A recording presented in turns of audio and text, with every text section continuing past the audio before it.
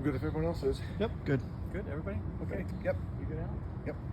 All right, I'll start with my name, Sergeant Mike Ernster. It's E-R-N-S-T-E-R. I'm the Public Information Officer here at the St. Paul Police Department. Just after 10:30 p.m. last night, the Ramsey County Communication Center received multiple 911 calls. Those 911 calls reported numerous different pieces of this incident. Some were reporting shots fired, some were reporting a vehicle crash, and others were reporting that they believe someone had been shot. When our officers arrived in the area, that area meaning York Avenue and Dyke Street, they found a Chevrolet Tahoe up on the boulevard, crashed into a tree.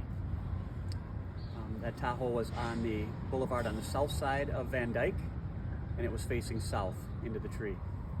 Officers found an adult male victim in the driver's seat of that vehicle, suffering from what they believed is a gunshot injury. Officers rendered first aid and called for St. Paul Fire paramedics to respond. When the paramedics arrived, they pronounced the male dead on scene. As is our protocols, our officers secured the scene and began looking for any evidence or witnesses to this incident. And also our homicide investigators were called in and have been working on at the scene trying to determine what led to this man's death. We will be continue processing the scene throughout the night with the hopes that we do begin the process of determining what led to this man's death and who is responsible. But what we do need is we need help. We need anybody that has information about this case to contact our investigators. They can do that by calling 651-266-5650. Anybody with any information about this case, whether knowledge that they learned firsthand or maybe it's secondhand information, anything helps.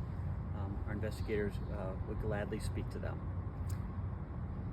We will be working with the Ramsey County Medical Examiner to positively identify the victim and determine his exact cause of death. Any updates in this case will be released on our X account as they become available. Right now, this is our 12th homicide of 2024. If you want to compare it to last year, we were at 17 homicides at this point last year. So, keeping this in mind that we're so fresh into this, I don't have a ton of answers, but I'll take some questions if you have some. Is it believed that the shooting happened at that same location? I mean, where were the calls for gunfire? Where was the vehicle found? The calls for gunfire were in that general area. Where it actually occurred, I think our investigators are trying to determine that. But the shots were heard by people in that area, so we believe it would be in the general vicinity. We just don't know exactly where. And hopefully, through canvassing and through speaking with people, we're going to hopefully hone that down. Is it believed that the victim was shot while in the car, or maybe was driving himself to the hospital? Same thing. At this point, we don't know exactly how this all played out. Our investigators will be trying to answer all those questions, and they've been at it for a few hours now. Can you speak to the condition of the vehicle when it was found? It crashed into a tree. It would be what you would believe a vehicle would look like that crashed into a tree.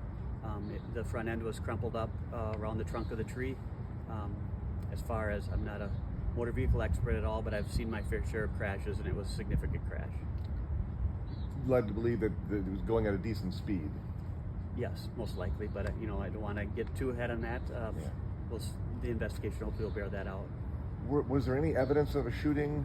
Any casings or anything found? We're still working on recovering evidence at the scene. Our forensic services team will be out there trying to look for evidence just like that. If you've been out there at all, we have a very large crime scene set up, and they'll be doing the tedious process of combing through that crime scene, trying to see if there's any evidence out there that we can collect. It's a little tough right now at night. They will use large lights to try to illuminate the area.